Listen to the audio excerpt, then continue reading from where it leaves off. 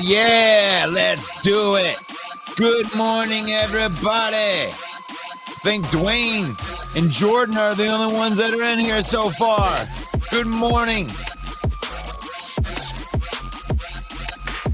Good morning, Jordan. Good morning, Will. Put what team you represent in the comments. It's NFC North Talk with Russell Wayne.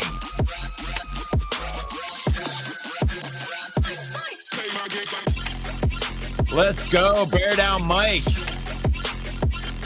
There you go. We got to talk about this game. Holy crap. Let's go. It's NFC North Talk with your host, Russell Wayne. Good morning. Happy Friday to each and every one of you. We are broadcasting live in the Detroit Lions news. Mike the Bear fan. Gosh, you guys get to come on here. It's like a victory Friday for you guys. Rosh Nish coming in there, and I told you that we all good over here in Chicago. You guys feeling good, got the victory, smacking the crap out of them Commanders as I welcome my partner in crime right here, the main event Mike, the Emmy nominated main event Mike. Welcome to the program. Wait a minute. Welcome to the program. Thanks for having me, Ross. Congratulations to the Bears. Also want to say our condolences from all of us here at the Lions Nation on the passing of Dick Butkus, one of the all-time greats. Yeah, I mean, they were playing with some fire last night, Mike, and I don't know if it came from the ghost of Dick Butkus, but it was they were playing with a different form of intensity, especially in that first half. I'm not one to stand up and go, I told you so, because I'm usually wrong. But I did call that yesterday, that with their coach on the hot seat, Justin Fields coming off his best game. He's locked in with DJ Moore. I called all of that, and it's exactly what happened. And we absolutely are giving kudos to the Bears this morning. Yeah, and you have to. And one Bear in particular is one DJ Moore. Wow. What an awesome pickup this turns, and I hate to toot my own horn on this one, Mike, but gosh, what a great pickup right here for the Chicago Bears right there. So you got DJ Moore with 8 catches for 230 yards. That is a spectacular game, averaging over 29 yards a catch. Yeah, I got 28.8. That's still insane. Yeah. I but mean, that may, usually when you see that stat and it's a big yard per attempt, that means the team is pushing the ball down the field. But with Chicago, when you got DJ Moore, that could be a 3-yard pass that pads your average like that. But I don't want to take anything away. Justin Fields was putting the ball down the field. He had a nice 58-yarder to DJ Moore. So, but one thing as I was watching the replay, he's locked in. He was targeting him all the way. He was glued to him. Some terrible secondary play by the Commanders. Yeah. Don't want to take anything away from the Bears, but on the replay, it's just so obvious. Well, I mean, I think on 2 of those plays were, inches away from being picked, and DJ Moore making a great catch over. And then because they missed on going for the interception, DJ Moore was just, wide open green pastures, just able to run straight down the field and score some long touchdowns right there. But that's what they got him for. That's what he is. You want to be able to get Justin Fields to have an outlet that's short of the line of scrimmage that he can trust and be able to create big plays like that. So yeah, but how about that touchdown in the corner of the end zone? I mean, the best throw I've ever seen Justin Fields make. What a throw. And DJ Moore, of course, no one else is going to catch it but him, and he did. So that was a great play. Yeah, and it was one of Justin Fields' better days, but the thing that concerns me, which is the same thing that concerns me with Jordan Love, is this was a good game for him statistically, throwing the touchdowns and everything like that, but it's still just over 50% completion, and you're not going to beat good teams like that. I do want to give them kudos for beating this team, but if it wasn't for bad secondary play and outstanding play by DJ Moore, we might have been looking at a different story. And it was definitely a tale of 2 halves too, because that same Justin Fields that was killing it in the first half didn't do so much in the second half to close out that game. But the defense did come through. They were able to force a turnover while the Washington Commanders were driving in that second half. They were able to rip the ball out of Logan Thomas's hands and create that turnover. So kudos to the Bears defense for stepping up in that second half when they needed to shut the game down. Very similar to the Lions in the Packer game from the week before. It's like they made a little mini run right there, but the Bears were like, we're going to shut that down right away. And kudos, man. I didn't think that Eberflus was, I thought the opposite of what you thought. I thought that Eberflus had lost the locker room. It didn't look good, and they played for him. So, and take nothing away. Story. That is the story too. And 15 of 29, you're right. That's less than 50%. That smacks me in the face right now, but he does come out of it with a QBR of 125.3.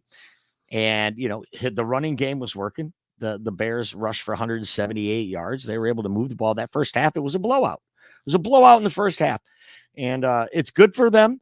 I mean, it's tragic that they lost that Denver game because that would be 2 in a row. And they've got the Vikings and Raiders, 2 winnable games for them coming up. They could be looking at a 4-game win streak. It's tragic that they lost that Denver game when they totally outplayed the Broncos.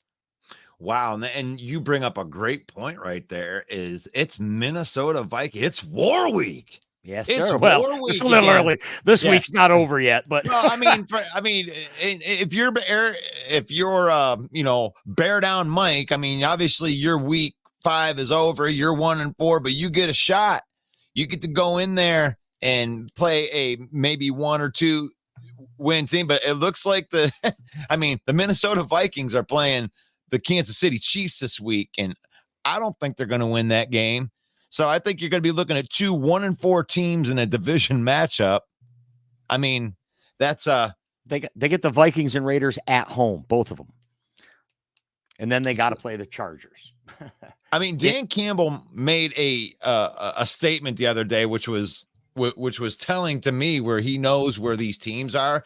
He's like, over the next 4 weeks, you're going to see a bunch of teams that have like one win 3 or 4 in a row, and become the whole landscape of the NFL could change completely over the next 4 weeks with, teams starting to get over the hump a little bit, starting to, get their teams to gel a little bit. The Lions were lucky in that way because we didn't have a lot of turnover other than the secondary.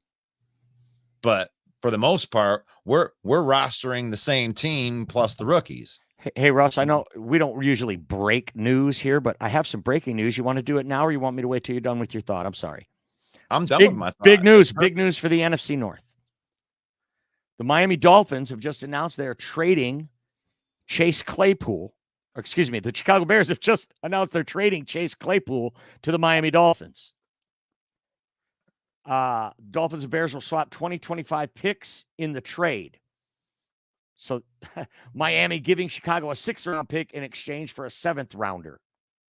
Yeah, That's it. They're giving away for a bag of chips. Yeah, it's really nothing. It's take this guy, you deal with him. He's your problem. We can swap picks. That's a nothing trade. So there you go, Bear fans. Chase Claypool off your team. Built like Megatron, hands like Eric Ebron. Great news in the Bears. I mean, really, to me, if I'm a Bears fan, you should be jumping up and down right there, because those type of guys, cancers in the locker room, oh my God, they can destroy a good team. You know what I'm saying? Like, that completely derail. Just, shut up. And Claypool's one of those guys. Why I ain't getting that ball? I'm the best. Shut up. You're not that good. You're not that good. You could be good if you shut your mouth and just play to your ability. Try to get better. Work with NFL strength and conditioning. Yeah, look at his highlights from 2020. The guy was dynamic. 2020, if you look at his highlights with Pittsburgh, he was phenomenal. And then fell off. Maybe it was 2019. Then he fell off like 2 years in a row, and they said, get out of here, because Mike Tomlin doesn't tolerate any slackers. Right. So, and it's been a downward spiral. He can get it together, though. He's still got all of the physical tools. He had him going to Pittsburgh. He had him going to going into Chicago. He has the same tools. Mm-hmm. It's here. And Joey Porter Jr., the pick they got for Chase Claypool, Pittsburgh, good young player, secondary player. The Bears gave that away. They dropped the ball there. Was that a Ryan Poles move? I think that was a Ryan Poles move. Right. And actually, I like this right here from Bear Down Mike. That should have been 4 TDs. Where the hell was that step out of bounds? I was thinking the same thing. I was like, where was the camera angle on that play? Like, come on, man. Can we at least look at it? Yeah. My fantasy team would have been through the roof had that one gone through. Oh, that was more rubbing salt on it. I made a conscious decision. I actually own Khalil Herbert and DJ Moore, and I had a flex position, and I chose Khalil Herbert over DJ Moore in that flex position. And I'm like, oh, yep. Keenan Allen had a bye, or he'd been sitting on my bench for the game, but Keenan Allen had a bye, so I had to put him in. And first time I put him in all year, and I'm pretty happy about that. Now, that's the real question, isn't it, Russ? Is that a flash? Is this a one-hit wonder? Is DJ Moore now Devontae Adams? Well, I don't know. If you look at the Chicago Bears schedule, it says that he could have, I think he could have a few good games in a row. Well, why not? If you look at this, let's look at this. I want to look at their schedule right here. The next 3 is Vikings, Raiders, Chargers. I didn't look that far because I know they got the Lions twice. But just think about that. The Vikings are nothing to call home about on defense. They did put out some good numbers last week. I'm not going to take anything away from their win, but this is a defense that Justin Fields can get it going on. So I think these next 2 games, you might be able to see a more accurate Justin Fields come out. Maybe the game's starting to slow down for him a little bit, and he's able to, because he could make those tight throws when he was at Ohio State. Watched him do it with good wide receivers. So I know that he has it in him, but doing it at this level, he just hasn't done it yet. But maybe it's slowing down for him. And these are 2 games with the Vikings and the Raiders that that offense could get going. No reason to think it wouldn't. Some people are just late bloomers. Late bloomers. And we'd all but given up on him, right? Fields tied with Cousins in a league lead with 11 touchdowns. There it is right there. You guys are great at cherry picking stats. And now if he actually goes up and is one of the leaders, you guys are actually going to be able to, pump your chest out there a little bit. Yeah, Maybe. but I have to bring it back down there because in quarterback rating, by proxy of his, by virtue of his earlier games this year, where his rating was in the 60s or 50s, which is absurd. That game last night isn't going to bring him up the average up enough for him to be even the top half of the quarterbacks of the league. Well, let's take a look at that. So I got the PFF grades. They're really quick on getting the Thursday night ones out there. And obviously DJ Moore was their best output guy at 93.2. I don't even think I've seen a score that high before. Wow. That is fantastic. But the rest are very telling to why they were good. Number 2 on that list at an 81.2 is Tevin Jenkins. Justin Fields having his best PFF performance grade right here at a 77. So this was a good performance for Justin Fields via PFF. Lucas Patrick at a 67.1 and Darnell Wright at a 75.4. The offensive line played well in this game. And if they keep playing well, Justin Fields has all the ability in the world.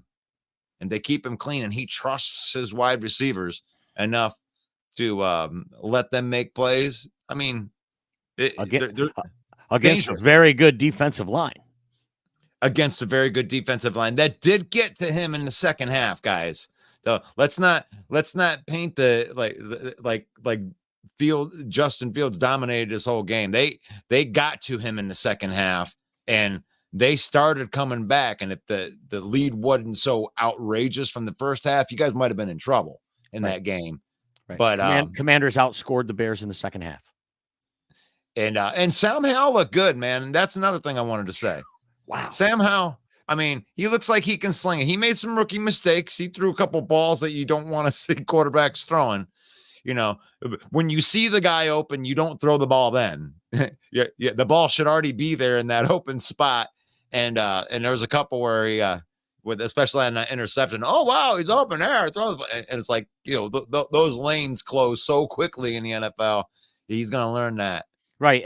But I think the Commanders, if we're talking about the Commanders, it gets a Denny Green. It gets a Denny Green from me. But they are who we thought they were. That's right. They are who they thought they were. They're a team with a rookie quarterback. But you can't put it on Sam Howell. 51 pass attempts, this kid. They were going to make this kid throw his arm off. 37 of 51 for 388. That's about the league average, about 65%. 2 touchdowns, 1 interception, a quarterback rating of 99.1. Like you said, kid's a rookie, looks good, okay? I know he played some last year, but essentially he's a rookie. The story for the Commanders is a total rush number of 29 yards for the whole game, okay? 29 yards rushing is not going to get it done. And you've got a rookie quarterback. You make him throw the ball 51 times because you get so far behind from the beginning. I think that you've got to still be able to run the ball to open up the pass, right? You've got to stick with it. I think Ron Rivera's time in Washington seems to be coming to a close. Yeah, that was a good old fashioned ass whooping right there, and in their own home court too. Right. I love Bear fans, man. It takes one win. They go to 1-4. Oh, they coming now. How about this guy? He says Coach Prime's coming. He said Coach Prime's coming. Eberflus puts together a good job. And the very next day, they're calling for a new coach. Unbelievable. Wow. And there we go. Hey, we coming, Coach Prime. Coach Prime in Chicago. I've never even thought about that one. He probably said, I'm not going to let my players play on that parking lot.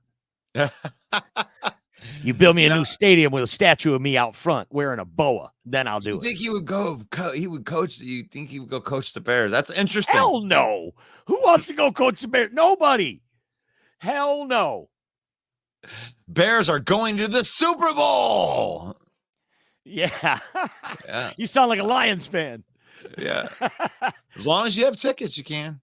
Right. J Mommy says that he wasn't even close to being out of bounds. Call J Mommy. So I have no problem with that. I wish they would have went down and showed the the foot thing, like, because I mean they only had 7,000 camera angles. It's like, we can't get this right. I mean, go look at it. And why do they stop them? That's something that I've always, like, when they do it to the Lions, it makes me so angry when they whistle a play dead when a guy is like running for a touchdown. It's like, let him run the touchdown and then look at it. Don't be whistling the play dead. Like, now, then you're complaining, late whistle. Then you're complaining about that.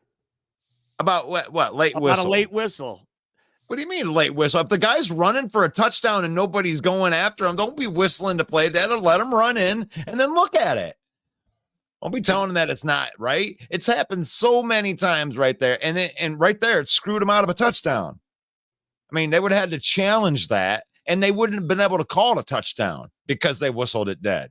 The best case scenario would have been he would have caught it where he caught it, and they would have put the ball there. They wouldn't have given him anything past where they thought he stepped out of bounds. Mm-hmm. And it's like, let the play out. It takes like 3 extra seconds, guys. Let it play out. And I wouldn't complain about that, Mike. I don't think I could. I wouldn't. I mean, I couldn't think of a scenario I would complain about that. Is it not reviewable? Is it a reviewable play? Yeah, it's reviewable. But the thing is, because they whistle it dead, it would never be a touchdown. They wouldn't call it a touchdown. They would say, okay, well, you got that right. Well, we can give it to you right there. You can't call it a touchdown then. There's really no reason to review it. Well, it's not like a turnover. It's not like an interception and the guy stepped out of bounds and, okay, you get the ball right there. They already had the ball. So how does that work? I guess we just aren't well-versed enough on the rules to know. I mean, if a play out of bounds is reviewable, I guess it's up to the player to keep running. No, but that's the thing, is like, they didn't review it because there was no reason to review it, because it was out of bounds, and the best thing they could have gotten was the ball right there. Anything after that, it didn't count because they whistled it dead. But if it was obviously inbounds, they screwed him out of an extra touchdown. That's what they're saying. He wasn't even close to being out of bounds. It's like, that shouldn't even have had to been reviewed. Just keep your whistle in your mouth. Like, you get the knucklehead saying it's rigged. Sure. But guess what? I mean, this is kind of, we don't normally do this, but Ken's got a backstage pass. He is part of the Hallis Hall Report, and he's in the backstage right here. So I'm going to welcome to the program Ken Dobie. Oh, Good morning, our resident Bear fanatic, Ken Dobie. How are you? Feeling better today than I did yesterday. Why is that? You sick? Hey, I did not expect. Actually, I had picked the Bears to get crushed last night. So I am pleasantly surprised with the W. Wow, you'll be happy to know I took the Bears at 6 points on the air yesterday. Wow. I know that with Matt Eberflus being on the hot seat, these guys were going to play good. Before we talk about the game, I want you to reflect on Dick Butkus and what it means as a Chicago Bear fan. I mean, like everyone else, I was shocked when I heard the news yesterday. Another legend. It's 2 in 2 years because we lost. Because we lost Gale Sayers last year. Butkus this year. Those guys got drafted together, 2 legends of the game. Mm-hmm. I mean, he was still heavily involved with the team. I'm on his Discord. He started a Discord this year. So he was still heavily involved. And when I first heard the news, I'm like, he wasn't sick. He was just at the game a couple weeks ago. They had pictures of him at the game. He looked good. Yeah, but 80's the finish line, my man. You make it there, you got to count your blessings. Let's talk about this game then. Bears get outscored in the second half. What's your biggest takeaway from the game? Aside of DJ Moore, that is. So, first half, like last week, was like, okay, yeah, this is great.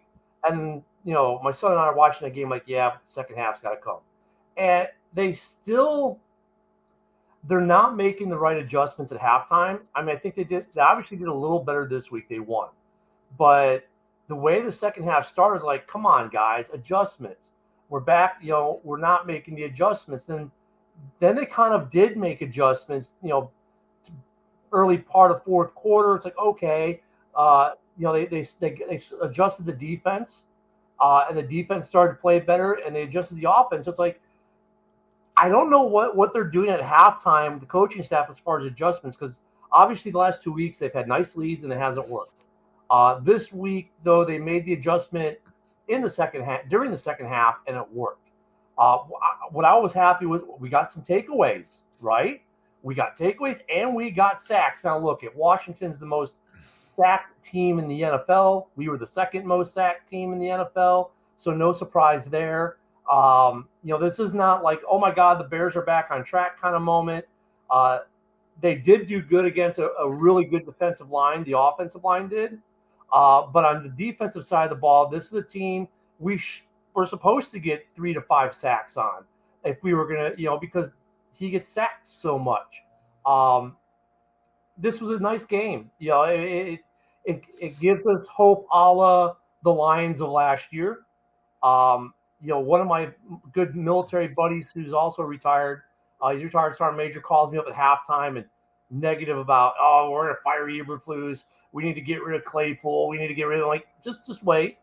We could have a Lions moment and end up with 8 or 9 wins and everyone's jobs are saved. And I think the only thing they're going to have to do if that happens is actually hire a DC. I don't think Eberflus can do both indefinitely. For the season's a Band-Aid. Yeah. So, and a touch on the Claypool thing a little bit, with him now being officially out of the locker room, he's out of the locker room because he called out the coaches primarily. Week 1, he played like trash. He admitted it. Everyone saw it.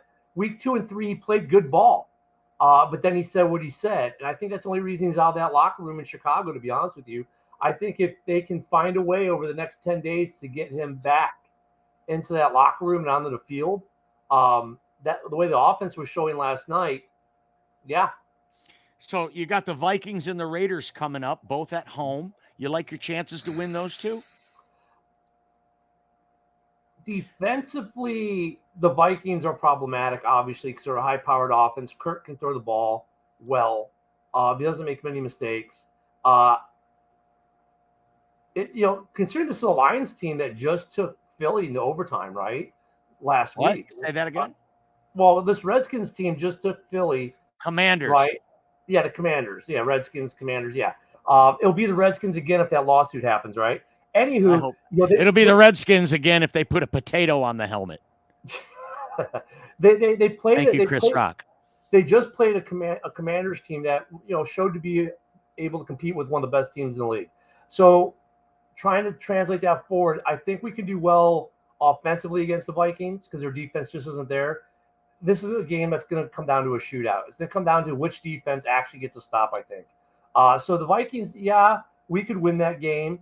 The Raiders are kind of a quandary. It depends if Jimmy G's back in, if he's not back in. They're a little bit of a quandary too, but those are 2 games. Yeah, we could. Originally, I had us winning those games before the season. Now, after the last 2 weeks, those are now games that, yeah, they're 50-50 calls. We could win both those games. It's possible.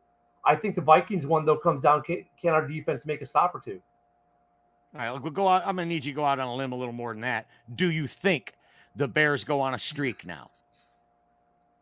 I want you to make a prediction on the Viking game for me, and then we're going to give you the win on the Raiders because you're at home and they stink.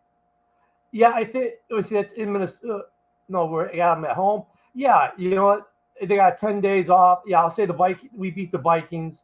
We'll call it 38-35 on the way too early prediction on a Chris Santos field goal to win it. All right, there we go. Now that's what we like. So if you're a Minnesota Viking fan out there, be sure to put something in the comments. Tell Ken he's crazy. You can hear Ken on the Hallis Hall Report. Is that Wednesdays, Ken, at 7?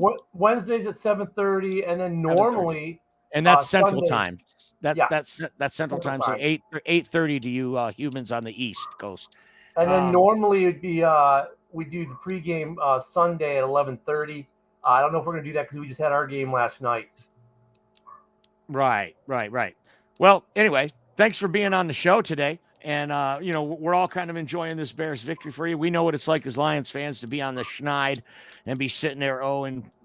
So now you're 1-4. We started out last year 1-6. I love that you called it a Lions moment. We're going to totally keep the tape on that, and we're going to replay that in the future. Russ, what do we got in the comments? I've been throwing up the comments. I mean, nobody's there's a question that was asked, who do you have in the Green Bay game versus the Raiders? So let me get the right thing up here. Boom, right there. So we might as well use this question to go ahead and change the gears, because I think that we've talked about the Bears ad nauseum. I think we've given them their attaboys. They deserve it because they 100%. were victorious. DJ Moore looks like the stud that we thought that he was going to be for Justin Fields. And, I look forward to you guys getting better and better and better by the week. And then when you come play the Lions, that we can actually have ourselves a match. Yes. Russell, not to get ahead of you, but I think the first game we play you, we play you late in the season, and it's like, 2 games within 3 weeks. I wish we'd play you early and then late as a good gauge of where this team is going in Chicago. I don't like that we're playing you guys so close, those 2 games. But it's later in the season, so it should be a lot better than the week 1 debacle we had as far as a divisional game going. So I'm looking forward to that. And I think by that time, you guys might be pretty I think the first game we play against you, you're fighting for the division. By the time we hit the second game, the division's locked up. Sounds good to me, Ken. Yep. I like that. You like that? But let's get out of this, man. Let's get. Unfortunately, I think, unless the Raiders can have their Bears/Lions moment and unscrew themselves, the Pack got some injuries though, don't they? They still got some big injuries. Yeah, but that's not an excuse right here. They gotta win this game. This is the Oakland dumpster fire Raiders right here, or the Vegas the dumpster fire Raiders right here, and they need to win this game. Like, if they don't win this game, they're going to be the laughing stock of the NFC North if they can't beat the Raiders and let Devontae Adams run it up on them with a no-name quarterback that's in his rookie. Come on, guys. You got to win this game. You have to. It was like convincing. It needs to be convincing. Like, Love needs to have a big game. Like, going into last week when the Lions were playing the Lambeau, I went on the record and said the Lions had to win that game. We're supposedly the up and coming team right here, and if we didn't beat the Packers, 40 million behind the cap, and Jordan Love in his first year, it ain't gonna look good for the rest of the 5-6 years down the road. That means a rebuild ain't going so well if they can do that to us, and they didn't. So I'm glad that we are ahead of them. I think that we are, and that's justifiably so. We should be. We're ahead in the rebuild.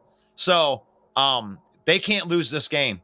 No, if they lose this game, they are a better team than the Raiders. They should win the game, and if they don't win the game, we're gonna clown the hell out of them on this show for sure. And I think if Jimmy G plays, the Raiders will win the game.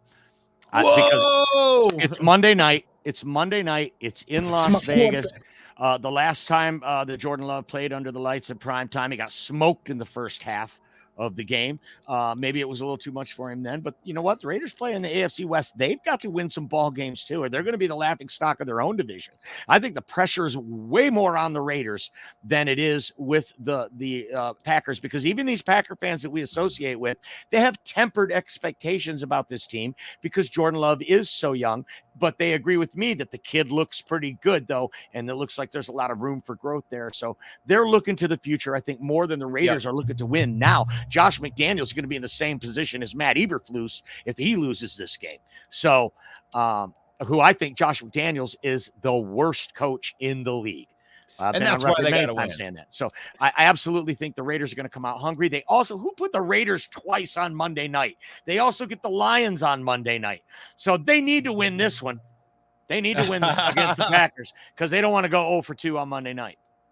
They're going to get in there. They're going to get in there. And then we want to know what you think out there. We got the Raiders playing the Packers this week. Who's the lock pick? Who do you have? This is Predictions Friday. Let's do this. I want you to put it into the comments. I want you to tell me who you think is going to win this game. Las Vegas is favored by 1. Jeez.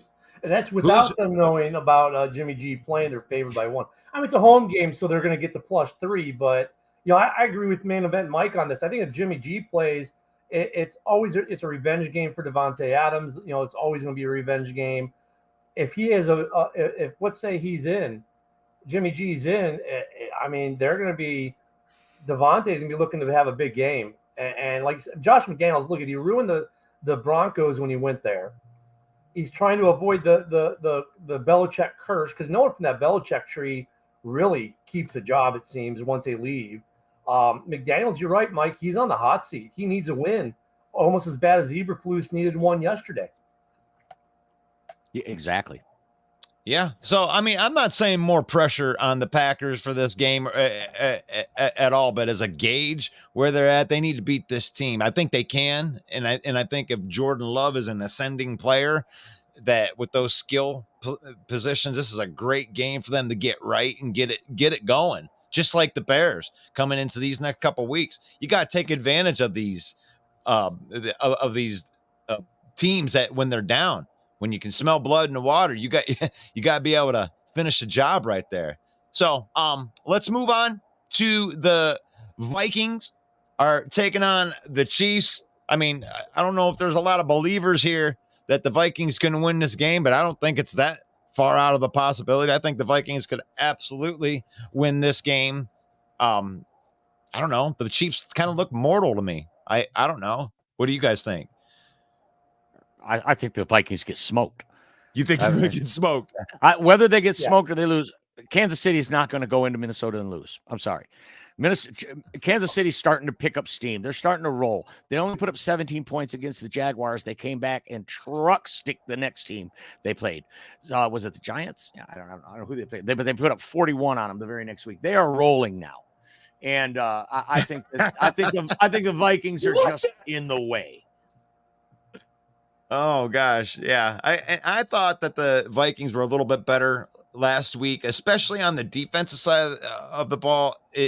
It's like they don't have to be that good on defense to complement that, like to complement the offense, which is very good. So, but maybe you're right. It would make me smile if the Vikings can just get truck sticked. And the Vikings are a home underdog by 3.5 points. So. It tells you right there, the odds makers, it's over a field goal. I mean, think about this too. KC is like the third youngest, and they're in the top 3 youngest, right? They're the first, second, third youngest defense in the league, and they're probably a top 5 defense, which the Vikings have not really faced yet. So they're going to force a turnover at some point or get some stops. Until the Vikings prove that they have a defense that can consistently, or even 3 or 4 times a game, get a stop. They're not stopping Patty Mahomes. This could be one of those games where you see the stat in the third quarter, KC possessions, touchdown, field goal, touchdown. It could be one of those kinds of games because until that Vikings defense proves they can get a good offense off the field, it's just every time KC gets the ball, it's going to be a drive for points. Whether it be field goal. That's a good point, Ken, but I can't agree with you there. You're looking at last year's stats where they were a top 5 defense. This year, they are not playing like a top 5 defense. No, they're getting scored on, and they're not all the same pieces are not there. Every team has turnover, and things change. And they've lost some coordinators in Kansas City as well, and but I think they are starting to pick up steam. But I love what you say though. Until Minnesota proves they can, get a good team off the field, they've got to be an underdog. And that's fair. And for Minnesota, though, for their defense, I know there's Coach Rivera, there's no moral victories. No, there is. If they can get KC to the red zone and get field goals, let them get field goals and not touchdowns, that's a moral victory for that Vikings defense. So keep an eye on that. But if it's every time Mahomes and company get the ball, it's march down the field, touchdown, march on the field, touchdown. Kelsey gets 3 more touchdowns in front of his girlfriend who will be in Minnesota. Oh, please. I mean, it's going to be one of those things. But if they can go down there and the Vikings can say, hey, we're going to, bend but not break, let you get to the red zone but make you kick field goals, then that's going to be a moral victory for that defense and maybe a sign that that defense is taking the next step into becoming a better defense. Hurry, Russ, while he stopped. Oh, yeah. So who do you have? Vikings versus the Chiefs? I want you to put it into the comments, and I like it. Thank you, the ones that are participating in the comments right now and putting their prediction in, because it's so much fun, more fun when you put it in writing, or even like if go as far as Mike, where he actually makes some dollars by going to FanDuel or something like that and placing a bet on that stuff. But we got some 19 people watching on our YouTube right now. If you guys, and there's only 11 likes on that thing. If you guys are watching this on YouTube, can you do me a favor right now? Can you just go hit that like button, because that's free. And if you're enjoying the content, you might as well do it anyway. We appreciate anybody that would do that and support this channel. We're here live 5 days a week in the morning, 11 a.m., doing this little, NFC North talk with me, Russell Wayne. That's Main Event Mike. That's Ken Doby. And we're just going through here, getting our predictions for the week and moving on. We're going to move on to the Detroit Lions, bringing in the Carolina Panthers. Give me your thoughts on that, Ken Doby. Carolina doesn't have a chance. I mean, you guys should steamroll them. They should be 0-5. Carolina should be 0-5. Now, however, be careful, because it could be a trap game. Their offense can move the ball, as my fantasy stats for Adam Thielen has shown. They can move the ball. They can actually put some points on the board. But, yeah, if you guys lose to Carolina, I'm going to be laughing at you for like the next 5 weeks, or until you play the Bears. Because this is a game that, if you guys are the team you say you are, you should be. Oh, but they are who we thought they were. Yeah, Carolina's here. You should sweep them under the rug. It should be a 3-score game. Someone said, I think we will truck Carolina. You should truck Carolina, because if you don't, I want to agree. I want to agree with you so bad, Ken. I really do. But man, this one is a trap game. No doubt about it. Some teams just have other teams' numbers. I think the Carolina Panthers are 8-2 all time against the Detroit Lions. So, last year we were on a roll, man. We were in the, you keep hearing this stat that Lions fans throw out, 8 out of 10 down the stretch. Well, one of those 8 out of 10 was the Carolina Panthers, who not only beat us, they destroyed us in the first half of the game and beat us, like Russ Wayne likes to say, beat us at our strength. They manhandled us on the lines of scrimmage on both sides of the ball, and they humiliated us and humbled us. And we've said it all off season, we got this one circled, because it wasn't just that we lost, it was how we lost. So as much as I agree with everything you said there, I have so much trepidation about this game. The line is 10 points now. It started out at 9.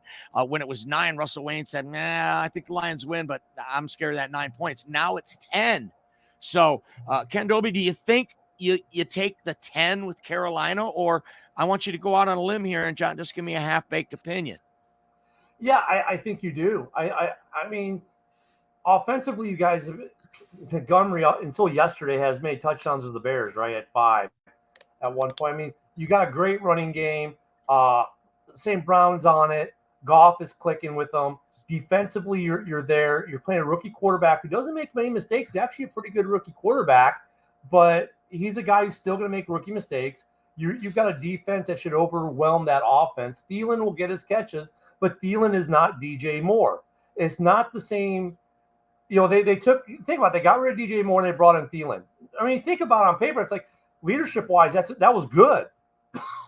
Production-wise, not terrible, but he's not the yards after the catch guy like DJ Moore was. He's not as big of a threat.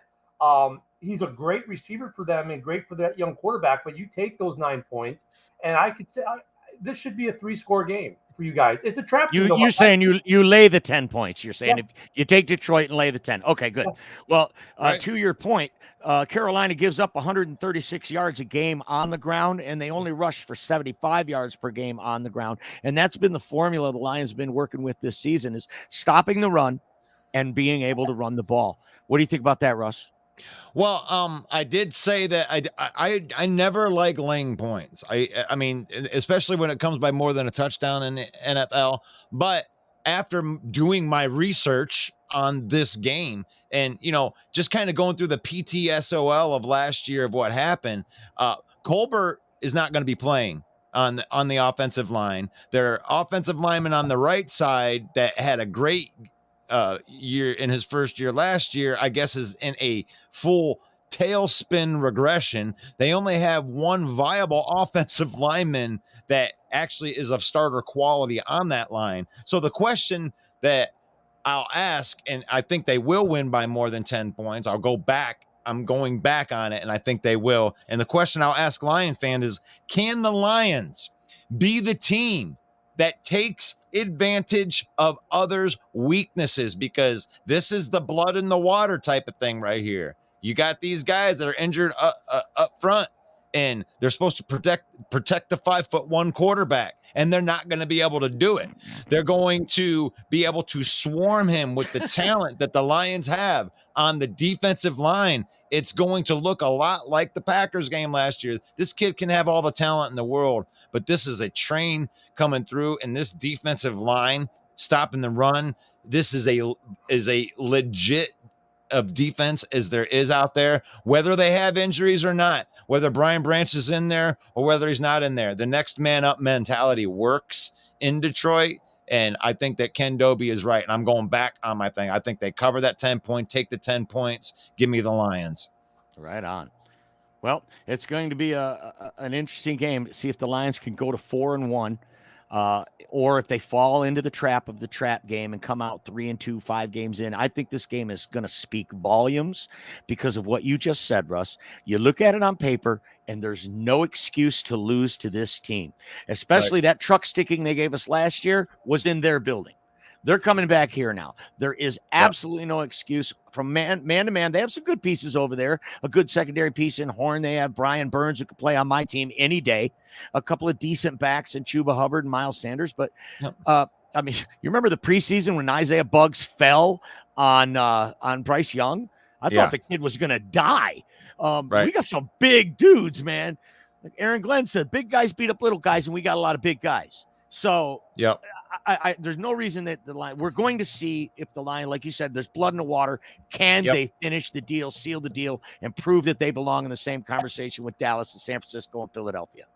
Yeah, and really, it comes down to being like at the beginning of the season. A lot of people like to use words like, "Oh, on paper you're good." It's no longer on paper anymore. This is in reality. This is real now.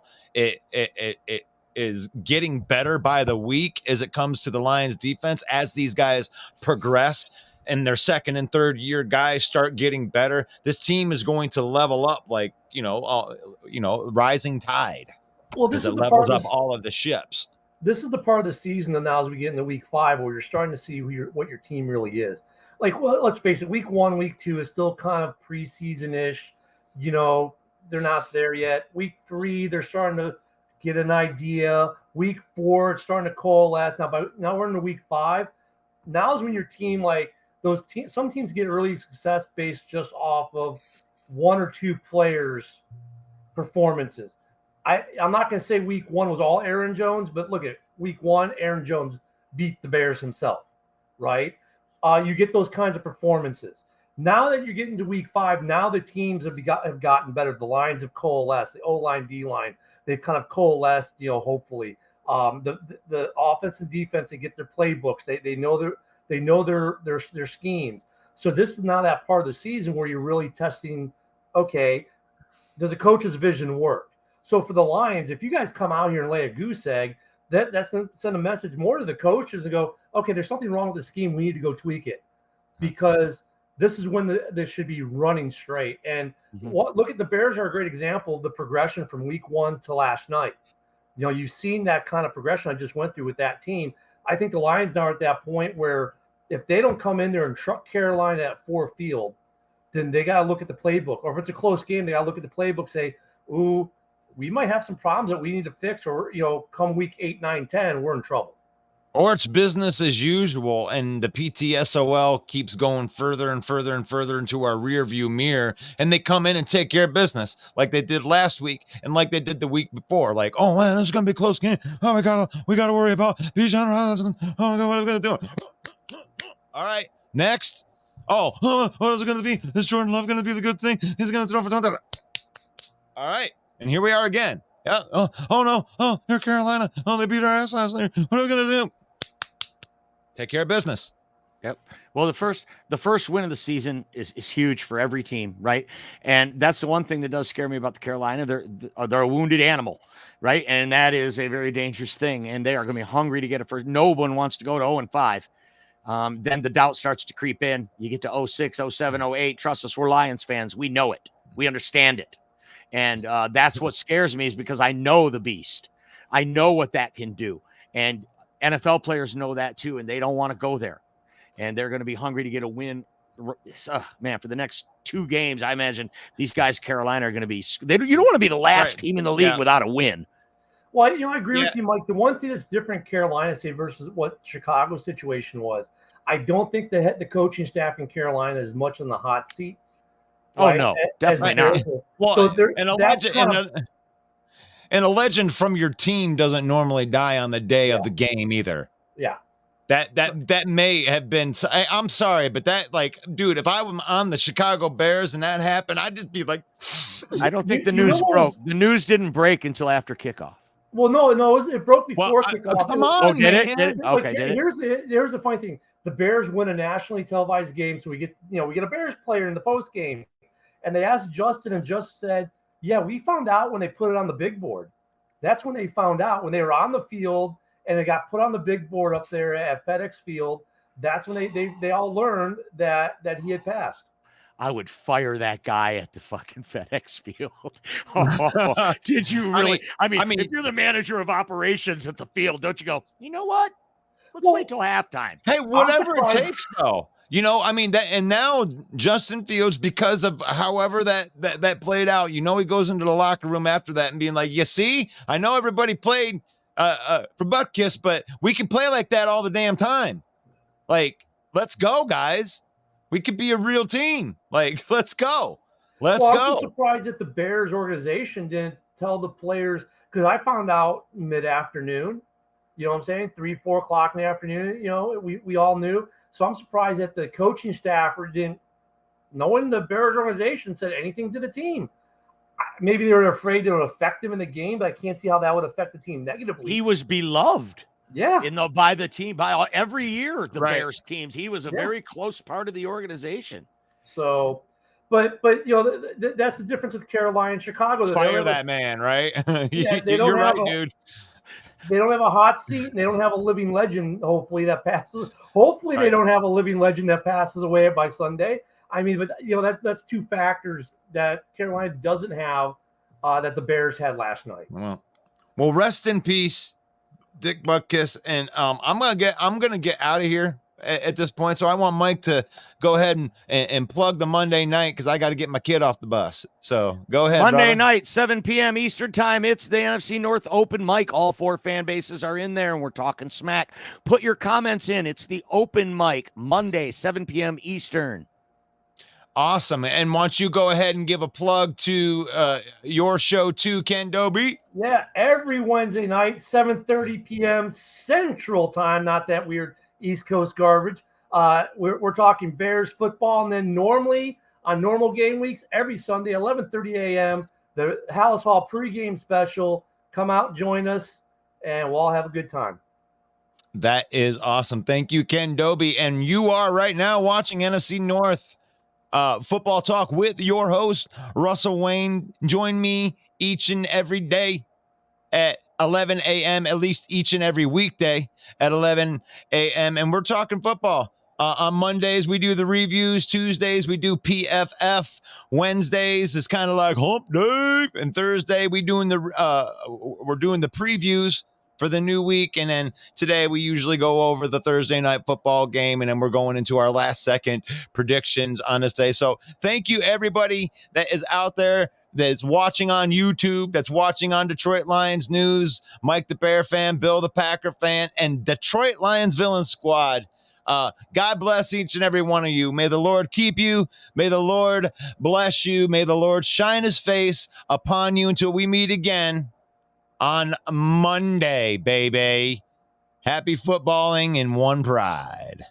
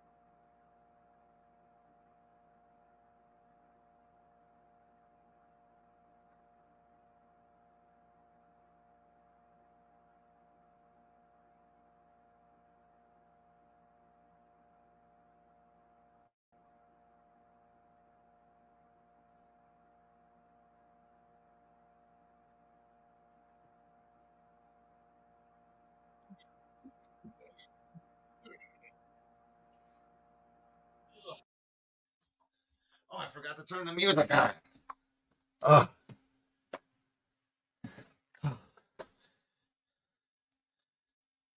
There we go. Yeah.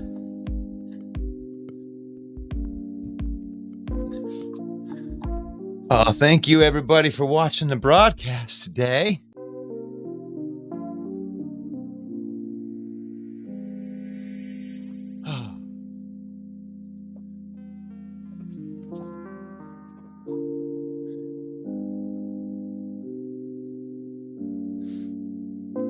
If you can take the time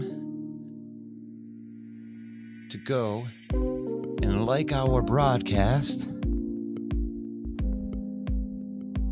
on our YouTube channel, we would appreciate that. Thank you very much for watching NFC North Talk with Russell Wayne, Main Event Mike.